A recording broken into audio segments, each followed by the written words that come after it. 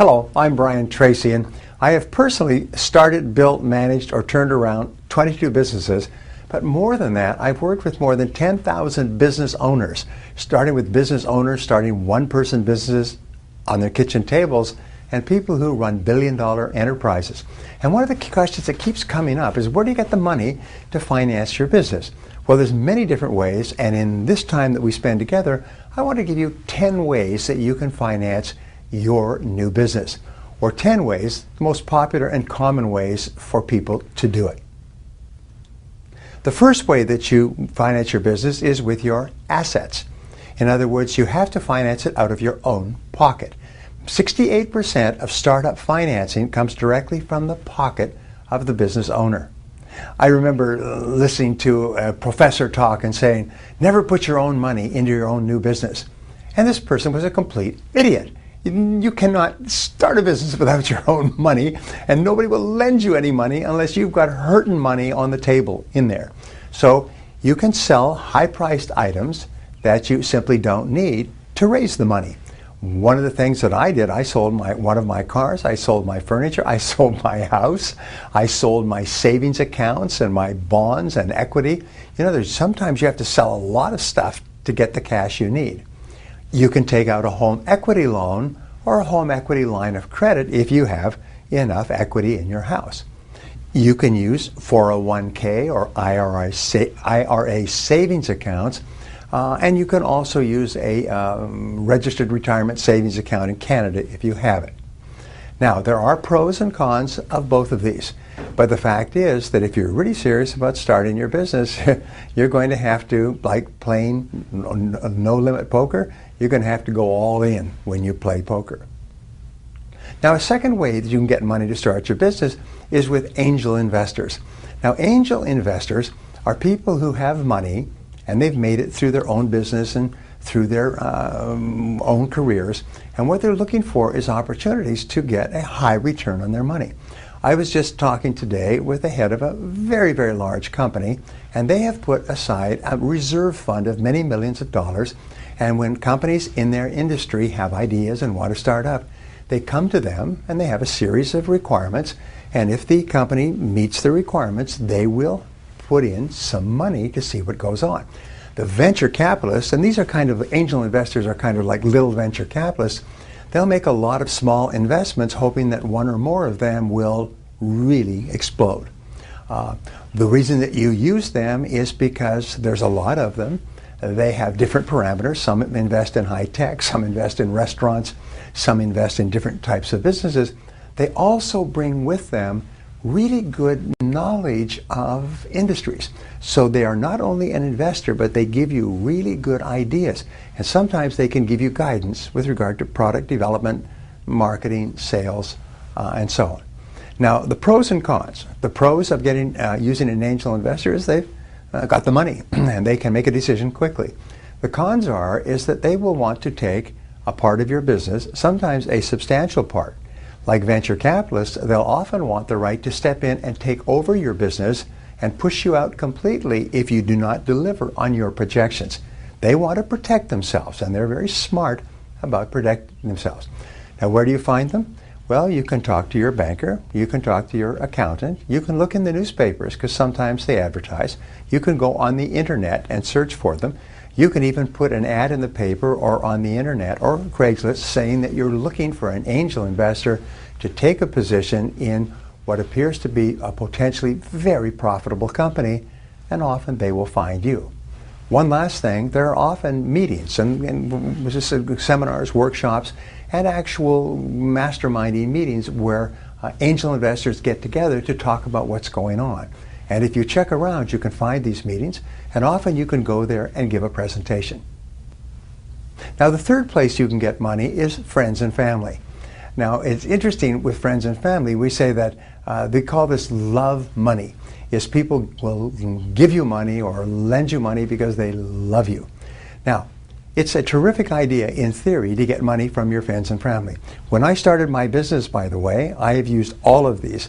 And I had to go to my brothers, and I had to go to my parents, and I had to go to my friends that I'd worked with, and hat in hand, and ask them for money to get started or to keep going. Now, there's one crucial rule when you're dealing with friends and family, is put everything in writing. Is make sure that it's absolutely clear how much they are putting in and how much they will get out and when they will get it out. For example, when I borrowed money from my friends and family, they wanted a piece of my business.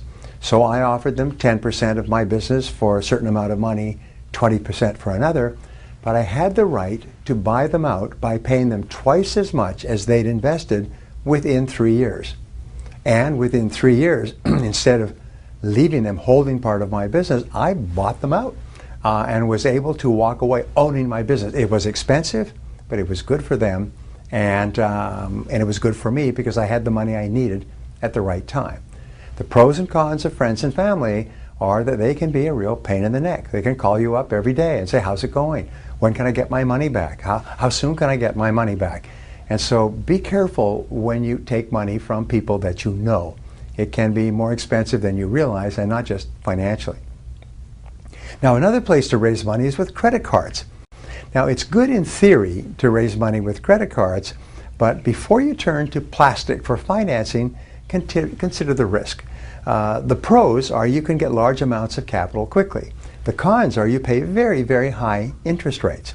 So if you're going to borrow money on your credit cards, plan to pay it back quickly, because if not, that interest will add up fast and it can eat you alive. Now, when I started off my business, one of the things I did, and somebody taught me this, get good credit before you need it. So one of the things that I did was this, is I took out credit cards and paid them all off. And I used them and pay them off. And they gradually, over time, as I was working for another company with a steady paycheck, the banks kept raising my limit.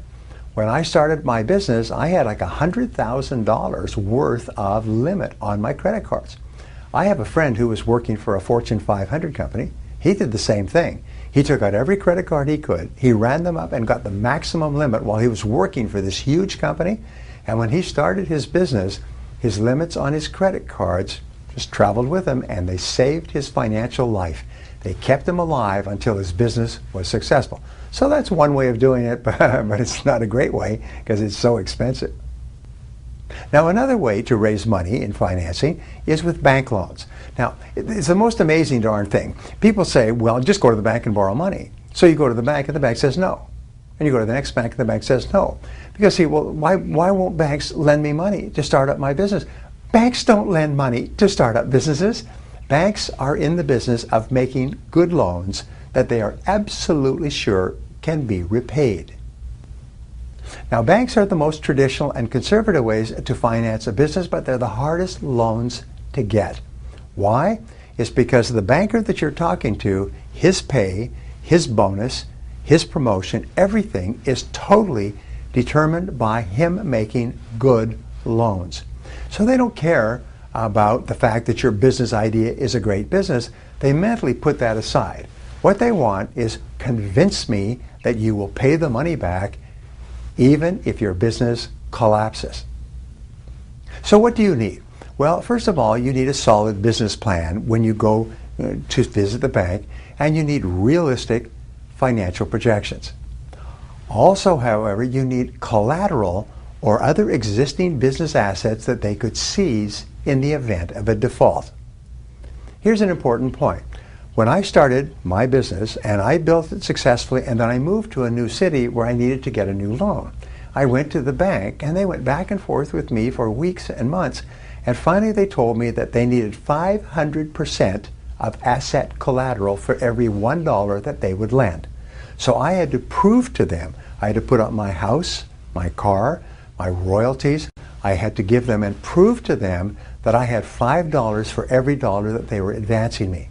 Once they were convinced of that, and he told me on the side, by the way, this is what we look for in a new business, then they lent me the money and watched me very closely. And when I paid it back over time, then they reduced their collateral requirements. So all it required was my business operations and a personal guarantee. Here's an important point. If anybody tells you, oh, you want to borrow money but don't give a personal guarantee, then they'd have no idea what they're talking about. Because I've been in business for 25, 30 years now, and I still have to give personal guarantees. Everybody does. That's just the nature of the beast, unless you have property that is so much more valuable than the loan that you can say, no, I don't give personal guarantees, and they'll say, okay, just thought I'd ask for them. They will lend you money because your asset is worth much more in the open market to sell, to cover the loan, than the amount you're borrowing. But other than that, they will always require a personal guarantee from you and a personal guarantee from your spouse. Now, another way to raise money is called microloans.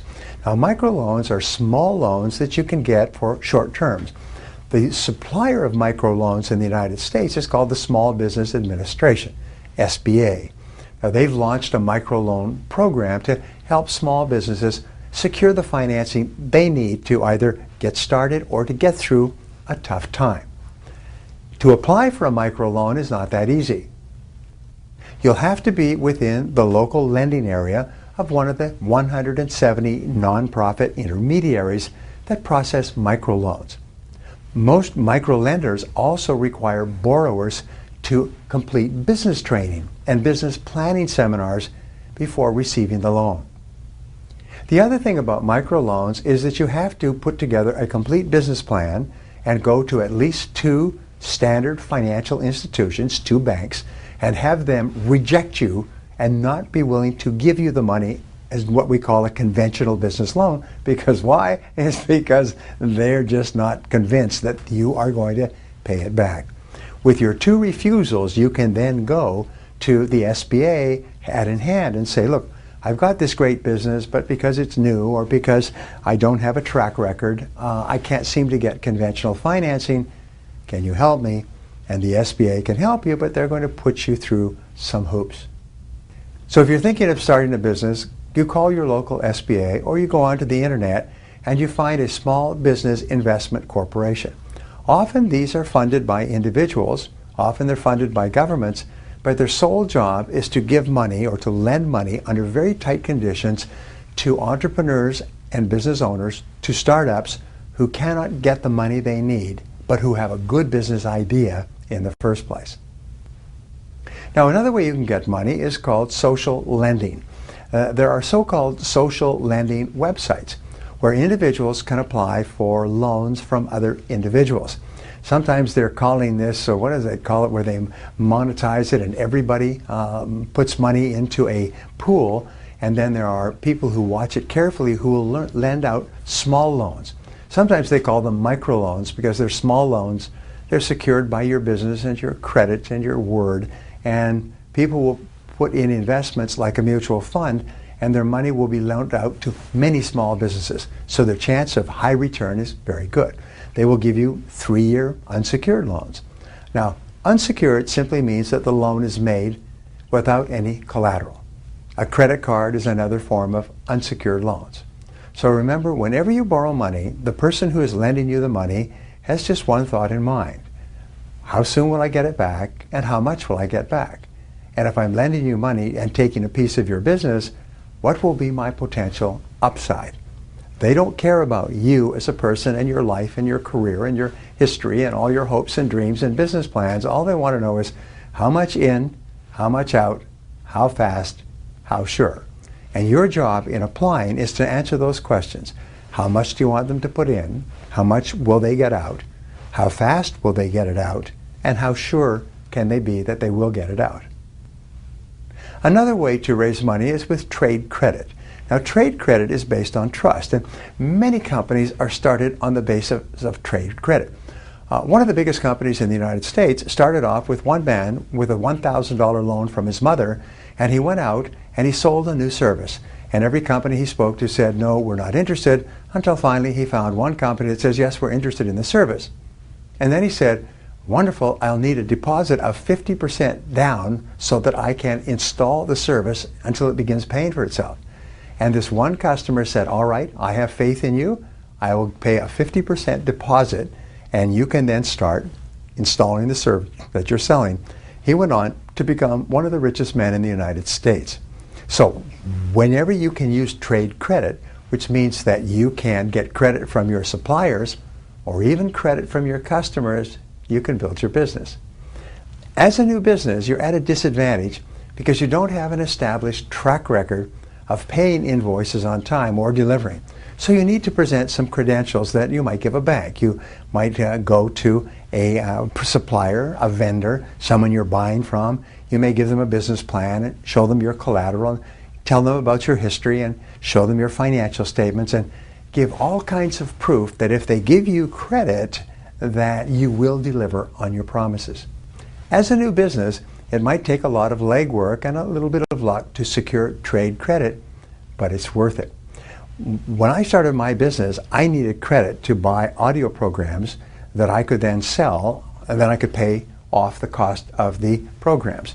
First of all, they wanted only cash, so I had to pay cash to get the programs to sell, but after they trusted me, they gave me 30 days. Then I could get the programs, and I could sell them, and I could pay them back within 30 days. So in a way, they were my bank, and they were financing me. After that, I could get large credit card limits, and I could buy and pay it back over 60 and 90 days. So therefore, I had no money in. I would get the product, I would sell it and turn it into cash. I would then pay for the product and keep the profits. It's just another way of doing it. And the last type of financing that we talked about before is customers. You can go to customers and ask them to pay you deposits. Ask them to pay you in full in advance. You can show your business plan and convince people that your business is solid so that they can feel confident giving you money even before your business is off the ground. Now, there are many situations where this is possible. Opening a new business, for example, you can get trade credit, you can get credit from contractors, you can get credit for furniture, especially you can get credit for the products and services that you're going to resell. We call this kiting. You buy the product and service when you sell it immediately, but you've got 30 or 60 or 90 days to actually pay for it. Now, the pros and cons of this are that if you're going to buy the ingredients to create your products and services, you have to turn them into cash quickly. What this means is that if you have an ongoing and successful sales process so that you can buy the supplies, sell them, and pay them back, you can start a business with very little cash of your own and building on the cash and credit of others. So there's lots of ways to start a business. There's actually 14 more ways that you can do it, and those ways are available to you. But the wonderful thing is this, is that if you are creative and you're determined, you can start a business with very little money down, with very little of your own money, and with very little of anybody else's money.